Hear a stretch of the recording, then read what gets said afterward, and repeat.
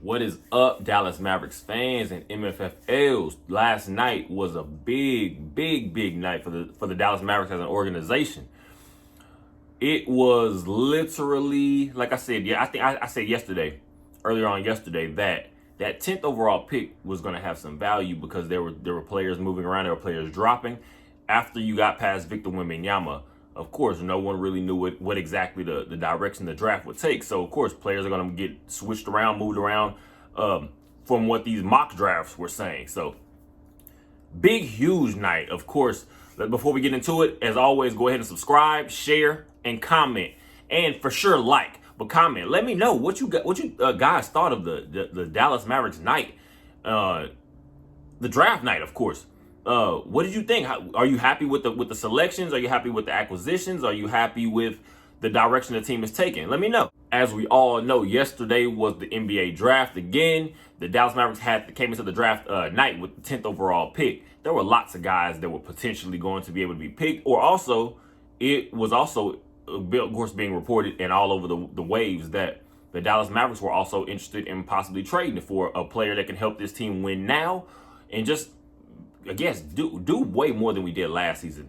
Last season's disappointing roller coaster ride of a year that it was. Just help this team improve. What exactly did that mean? A young guy? Did that mean a guy? Again, I think last we heard of a guy like Clint Capella, the John Collins trade, the Atlanta Hawks. They were looking to move some of those pieces around. Nothing could get worked out. Nothing could get figured out. The Dallas Mavericks, apparently, it comes out now, the report says that the Atlanta Hawks were willing to possibly part with a Clint Capella, but they wanted a Josh Green or a Jaden Hardy in return. The Dallas Mavericks were not with that. Apparently, also, it comes out now, Mark Cuban essentially let Nico Harrison run the show last night. He pretty much just was there as the backup, but Nico Harrison was given the reins to pretty much handle business. And we see exactly how that went. Let's go deeper into it. We had the 10th overall pick. The Dallas Mavericks end up trading with the Oklahoma City Thunder to take over the 12th pick, and also were able to unload the contract of Davis Bertans. That is huge. Davis Bertans, I believe, was it 18 mil a year he was online to make.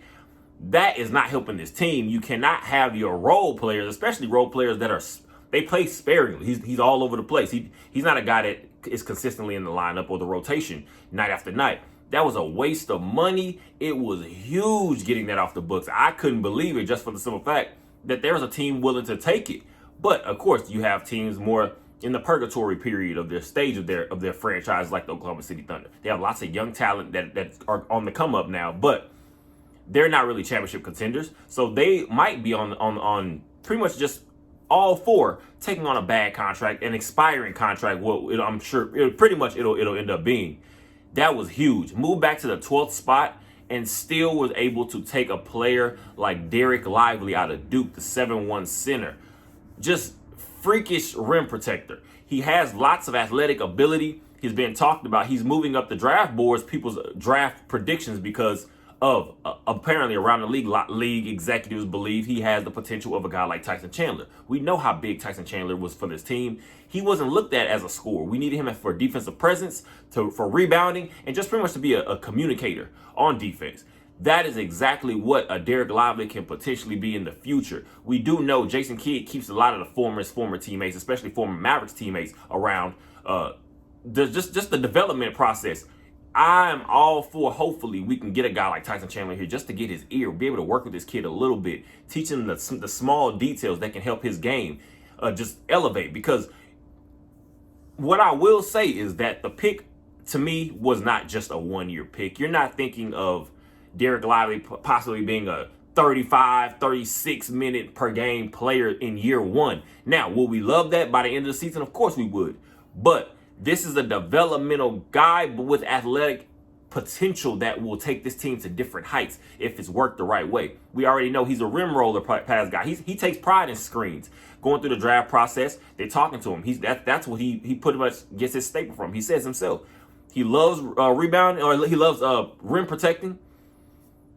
And he loves the ability to be able to screen, and knowing that he potentially had the possibility of playing with a guy like Luka Doncic. He's going to get so many easy buckets at the rim if this team just allows him, again, to just learn the small details of what exactly that's gonna take from him.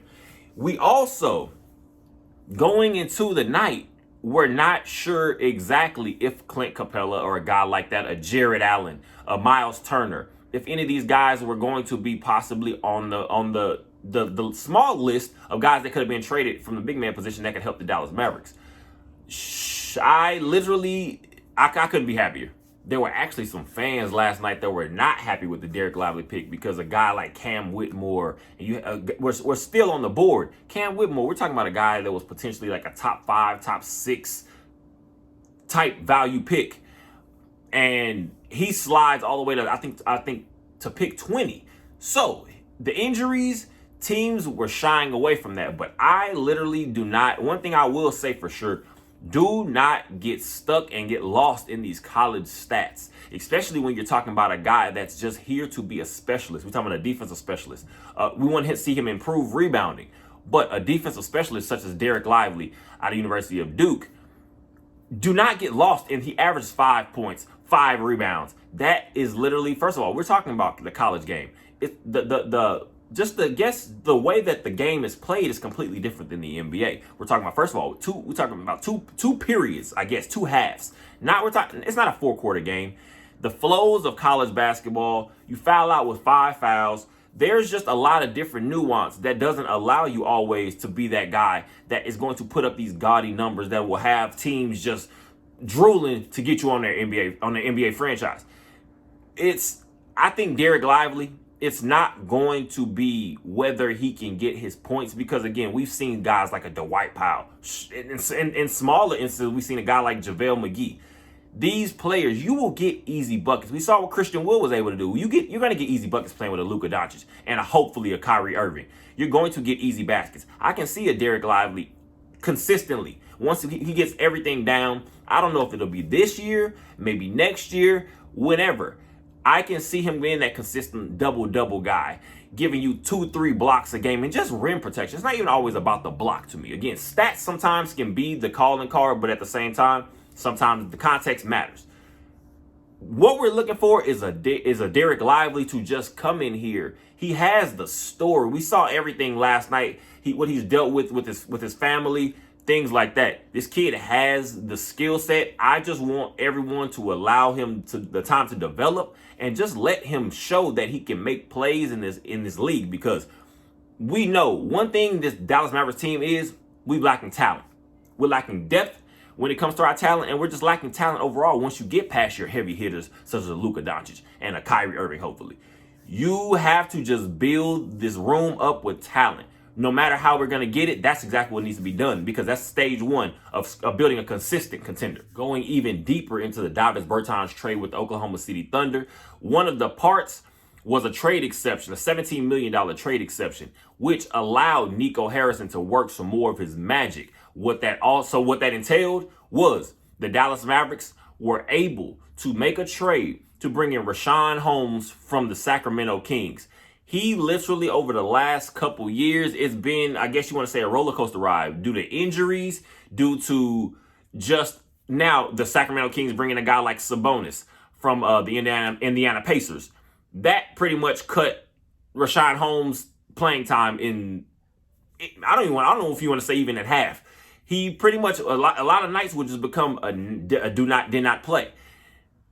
To me, I feel like a change of scenery is what a lot of guys need in this league. When you see that they have shown flashes of ability to be a good pick and roll guy, and that's what Richaun Holmes was going to bring more, because offensively, we know we have guys that can put the ball in the bucket when it comes to a Luka Doncic and a Kyrie Irving. You have guys in spurts like a Jaden Hardy. We'll see what happens with Tim Hardaway Jr. You have guys that can score to some extent, at least at the very minimum. We've seen guys like Dwight Powell get easy buckets. What Richaun Holmes is going to bring, because we've heard this front office over the last week or so speak about how pretty much they just want to revamp the entire center position. You've done that now with the Derek Lively and now Richaun Holmes. Who's going to be your starter going into the season? Is this going to be the final product? Or are you also looking to add another big man, because you still have a JaVale McGee on the roster? You have a Maxi Kleber. What exactly are you looking to do with the remainder of this front court? Your power forward rotation, we already know it's going to be confusing because the way that Jason Kidd likes to run his system, essentially, we saw Reggie Bullock be your de facto power forward in whatever that is, a small ball terms now. What exactly does that mean? I just want to see this team get bigger. I'm not a fan of the full-time small ball because to me, it's more of a finesse game. Once those matchups catch up with you, there's nothing you can do. If you put a Reggie Bullock out there down in the post with a real big man, what can he do? Not much. What I just wanted to see this team was actually stick to their word of wanting to pretty much rebuild this entire center position and the big man positions on this team, because what that's going to do, the size, that's how you finish your defensive possessions. We've seen so many times last season, the last couple seasons, what we're lacking is we will get stops. To me, I say to this day, the series against the Western Conference Finals against the Golden State Warriors a couple seasons ago now was literally, to me, full-blown examples of what this team was lacking. There were many times in that series, I believe it was closer than the final 4-1 told, because there were many times we get stops. We get stops and we have nice stretches, but then what we wouldn't do is get the rebound. We give up offensive rebounds, give up second chance points, and that killed this team so many times in that playoff series. And we saw how many times it just completely beat this team down all last season, or this last past season. It was not pretty. So what you have to do is get that size in. Like I said, now you have a Rashawn Holmes to work around. He's more of your offensive threat. He can give you a little bit. I guess we're talking about not just being a solid defender, but more so he's going to be your offensive threat. And then you're going to have a guy like Derek Lively. That's why I said, are you looking to bring in another big man? Because there's still no set standard for what exactly the direction of this team is going to be. We don't know who's going to be your starter. But what we do know now is we have something to play with and something to work with. We literally I'm going to speak for myself. I feel much better just knowing Dwight Powell is not going to be your complete staple, and you're counting on him to actually be a playmaker for you in different terms. You're not now, JaVale McGee should not be getting in those important minutes where we need JaVale McGee to come out here and make a play, because we can't find anything to be consistent when it comes to rim protection or rebounding as from the big man.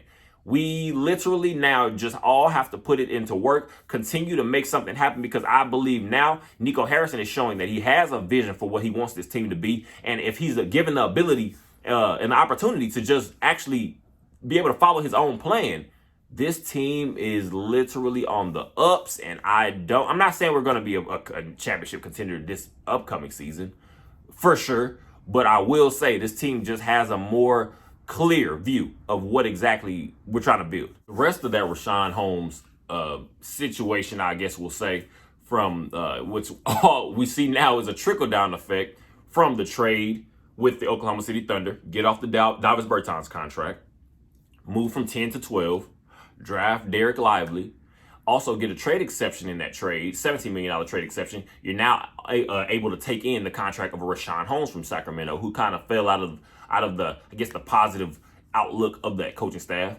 And then it allows you the ability to also get the 24th pick, which brought you, because again, Nico Harrison said, he said he wanted to get back into that first round, pretty much try to get another pick, because this team is looking to just add depth and add players that are going to help you now, potentially help you also in the future. So that gets you the 6'7", 6'8" big wing, athletic defensive wing from the University of Marquette, Olivier Maxence Prosper, or Omax as he's called, nicknamed. That is going to be a big thing to keep an eye on, I want to say, because we're talking about you start getting later on in the draft, in the first round, you don't know what a lot of these players are going to turn into, because now you have a guy, again, it's easy to go to now. Look at Nikola Jokic, second round pick. You have no idea what these guys can turn into. You just want you want to find, again, guys that have traits that you can work with and then develop. Because you look at this kid on film, his highlights alone will just show you. He is long, he's rangy, he can contest shots. I think he's 6'7", 6'8", has about a 7'1", 7'2" wingspan, long reach. I said last night, and again, it's just keeping simplified terms. To me, I said Dorian Finney-Smith on steroids, because what I will say, he averaged 12.5 points, almost about 5 rebounds. He's bringing in what I think he's shooting the ball from 3, almost 34%, about 34%. It's not elite or anything, but it's something that you can possibly, as a coaching staff, ask yourself: is this something that we can work with? Can we continue to help this guy build and grow? We watched Dorian Finney-Smith go undrafted, and we comes to the Dallas Mavericks, and he got better and better as time went on. Every year he'd add something, he'd get a little bit better at something. We watched his 3 ball become to the point where you had to be worried about a Dorian Finney-Smith out there on the perimeter shooting the ball when you're getting easy just looks from a guy like Luka Doncic. To me, this is going to be a developmental pick, I will say, because you just want to find guys, again, with rough traits that you can work with. But it's still raw. It's not like he's this offensive juggernaut. But I will say the biggest thing that also, when it comes from guys like that, when they are a little still work in progress on offense, when you look at their game overall, he will attack the rim. He's going to attack the rim. He shows aggression when he comes to the offensive end. So we're talking about a Luka Doncic. You're going to get easy buckets at the rim, whether it's just playing, again, pretty much finding yourself in pick and roll situations at times, or just running the court with a Kyrie Irving. We see Kyrie Irving once he was acquired to the Dallas Mavericks, we saw this team became much faster when it comes to transition. Kyrie Irving wants to run. If you're able to do things like that, you're going to be able to get you some easy buckets. But what he's going to be able to add is more wing defense. You can't now have to rely on a Reggie Bullock if he remains on his team through the offseason. You can't rely on him alone. You can't rely on a Josh Green alone, and hopefully he can keep developing it and keep growing his game. So you add a guy now that has the potential to possibly guard when you're talking about 3s, 4s, maybe 5s at times. It's just small ball, maybe a little bigger. It's just giving a different look. You have a guy now in an Olivier Maxence Prosper out of the University of Marquette that he can show you. Because the one thing that I will say that Marquette program has is a lot of guys that have just that nasty grit. You're going to call him a dog. That's what you're looking for. You're looking for some junkyard dogs to get out there and be able to just put pressure on offensive players, because we see what this league is nowadays. It feels like a lot of times you look up and you're watching All-Star games. It's 130 points, 140 on a random night. And it happens so frequently that it's not even like a coincidence at this point. The game is much faster. It's much more spread out. So you're looking for as many guys to be able to put bodies on you and to be able to put pressure on some of these offensive weapons on other teams. Wrapping up this draft review for the Dallas Mavericks, they were able to sign 2 players after the draft had finalized to deals, a 2-way deal and a 1-year deal. You have Mike Miles Jr. from TCU. About a 6'1", 6'2" guard, something around there, a little, maybe 6'1". He's shown an uptick in scoring over and over in his college career. He increased his point scoring average from freshman year, sophomore year, and also junior year. We're talking about 2-time All Big 12 team, 2-time All Big 12 tournament team, also Big 12 freshman team. So he's a player that I will say, when you watch his game, he literally, to me, I want to say it comes to me like a little bit less polished Jalen Brunson. We're talking about a guy that's not afraid of contact. He will attack the rim. He has a nice little mid-range game. It's, again, that 3-point shot, it's going to be something, a work in progress for a lot of these guys anyway, but he's shown the ability to score. This team has also, we've had pretty much some good fortunes when it comes to undrafted guys. I was talking about Dorian Finney-Smith not too long ago. We usually can find some of these guys, little diamonds in the rough. In the NBA, you don't know who can end up turning into like a microwave player, a streaky type player. Is this also, I'm going to say, this is probably going to be a guy you're going to see again. We're talking about now you have guys like AJ Lawson also that I want to see more of this upcoming season. So you're going to have a guy like a Mike Miles Jr. being able to get some run down there with the Texas Legends. Also adding a player such as another small guard out of UAB, Jordan Walker, averaged 22 points per game his last year at UAB. We're talking about he's also a Conference USA tournament team member. He's a all Conference USA player also. So this guy has some ability. He's about 5. I want to say but he's under 6 feet. So this is going to be another one of those players where I'm going to say, you have got to keep adding talent. And I think what this team is trying to do is now create somewhat even of a farm system. We're talking about this Texas Legends team. Also, this Summer League team. I want to see a Jaden Hardy in there just for a little bit, just to get a little bit more under his game. You're going to have a Derek Lively in the mix now for this. You're going to have an Omax, like I just talked about, Olivier Maxence Prosper, the rookie out of Marquette. We're going to see some of these guys get some run. So what exactly can a Jordan Walker, what exactly can a Mike Miles Jr. add to your team? Because we're talking about guys now, the NBA is wide open. You have no idea when your name will be called. You have no idea when you will get a promotion to the big leagues. When it's time for you to make a play, when it's time for you to get in the game, when it's time for you to give somebody a breather, that's your opportunity to come in and show that you can just be a vital part of this team. I think we now, like I said, just to wrap up what exactly was brought together in one night, it just shows that Nico Harrison is actually someone that can make some things happen around here. We saw what happened with the Porzingis trade that kind of springboarded us to a Western Conference Finals appearance with the Spencer Dinwiddie. So you now can offload a guy like a Davis Bertans. You now can bring in a guy like Rashawn Holmes to, again, because if anything, worst case scenario, he's going to be an upgrade to what your backup center position is. That's period. That's whatever it is. Now, I don't think this team is a finished product by any means, but we now have a direction. I'm excited about it. You have a Derek Lively now on your team. You have an Omax, as I stated. You now have a Rashawn Holmes. You now have just some guys now that can bring you something. And guess what? Nico Harrison said himself, this team is not done. We're not done. He still has views on just improving his roster a little bit more. Does that mean we're looking to offload a guy like a Reggie Bullock? Are we looking to offload a guy like a JaVale McGee, a Tim Hardaway Jr.? What exactly is in the works? I'm excited to see, and I will say for sure, Dallas Mavericks fans, it is okay to be a little bit happy right now. I'm not saying be excited. I'm not saying we're going to say we're real playoff contenders right now yet. I'm not saying say we're championship contenders, but it's okay to be a little bit more happy than you were the last 24, 48 hours, not knowing what exactly this front office could do in the line of fire, knowing everybody's watching now. Just seeing some of the names that we have brought in, I'm going to be excited for Summer League this summer. We're going to be able to now throw some guys in the mix and see what they have to their game. We have now, again, shown that this front office can, if everyone can get on the same page, can make something happen. Now it's time to just keep adding to it.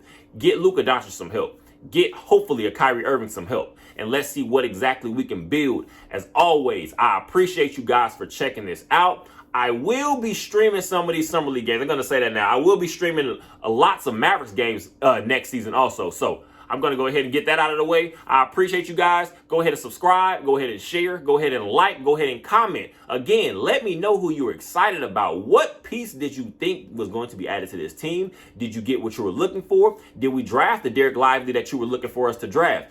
What do you think about Omax, Olivier Maxence Prosper being added to this team? What do you think about Rashawn Holmes? Do you again, we're talking about a TCU guy, Mike Miles Jr., a little small guy, Jordan Walker, a 22-point per game scorer out of UAB. What do you think about these guys? Let me know in the comments section down below. I appreciate it. You guys enjoy the rest of your day, and go Dallas Mavericks. It's that time.